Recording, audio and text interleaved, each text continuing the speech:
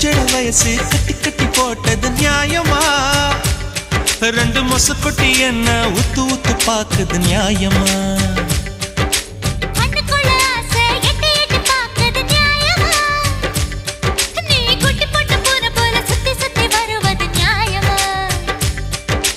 எதையோ மறக்கிற நியாயமா? எதுக்கோ அலையிற நியாயமா? பஞ்சா பறக்கிற நியாயமா?